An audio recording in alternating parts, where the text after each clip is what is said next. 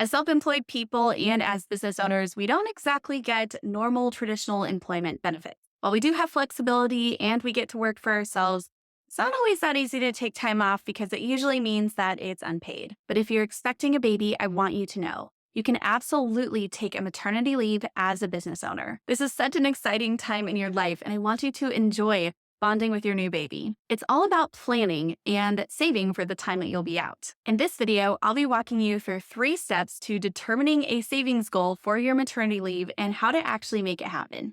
Like and subscribe, and let's dive in.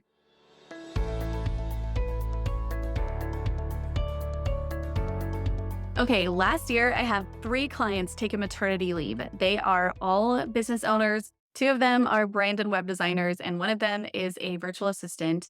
And I actually took a maternity leave the year before that. So I had taken the method that I used to save for my maternity leave and unknowingly kind of systemize it to walk each of these 3 clients through their own maternity leave. This gave them and me, honestly, when I was planning for my own maternity leave, such a sense of relief that I could really take the time that I needed to be with my baby, to get to know the baby, and to unashamedly have time off and not have to worry about finances. This gave me such a sense of peace when it came time to take my maternity leave because I had already done the planning of all of the finances and making sure that we were getting paid what we needed to, that we had everything saved up. Granted, with my second, I was on a maternity leave from a corporate job, but this was also the time when my business was born. So I've got some really fun stories surrounding my maternity leave. I did the same thing for each one of my clients when we sat on our quarterly strategy calls together, and we really looked at this method and how it applies for them in their business of how to save and what their savings goals even were. I can happily report that they each got a maternity leave that was as long as they wanted it to be, and they were all very confident in what they had saved and did not have to worry about finances in general. All right, y'all already know what step 1 is going to be. It is do your bookkeeping. It is so important if you have your own business and you're planning for a maternity leave to do your bookkeeping so you can clearly know what types of expenses you normally have coming through your business. You can either use a spreadsheet to do your bookkeeping, you can hook up to a software like Xero that I love and recommend, or you can hire a bookkeeper. Those are all wonderful options for actually getting your bookkeeping done. It's almost like when you're creating a vision board. Doing your bookkeeping is like gathering all of the magazines, and then you get to kind of pick and choose what you want to put on your vision board. Step 2 is to visualize what you want your maternity leave to look like. This can look like a couple of different things or a blend of the 2. You might want to pause everything, really take time off, no working, no team members needed during that time, no software subscriptions needed during that time. That is a-okay if you want to be 1000% unplugged. Or you can continue operations during that time. You can have active team members running the show. You could even take sales calls so that you have work ready for you to go when you return. If that is the case, you're going to want to plan for maybe more additional expenses.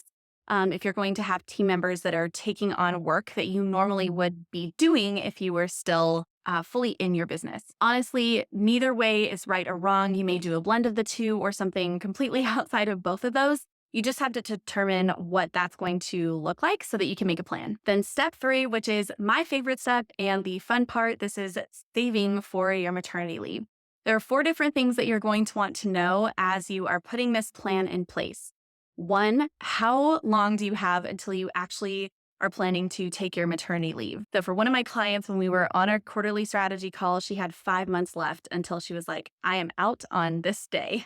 Whether the baby's here or not, this is when I want to be gone. And then the second thing you'll want to know is how much time you want to take off from your business. For her, she wanted to take the normal 3 months. This was her second kid, and she wanted to have extended time to adjust to becoming a mom of 2 and not just 1. So she wanted to take 3 months. Then the third thing that you are going to want to figure out is what expenses that you need to pay while you are taking your time off. So for her, this was Facebook ads, bank service charges, her social media manager, and a couple of other software subscriptions and expenses. So for her, that $1,500 times the 3 months that she was going to be off gave her at least a savings goal of $4,500 for her to take time off and all of the expenses to just hit her bank account and everything is still running as long as she has the operations in order with her team members because they are still running things. Then you also want to take into account how much you want to pay yourself during that time.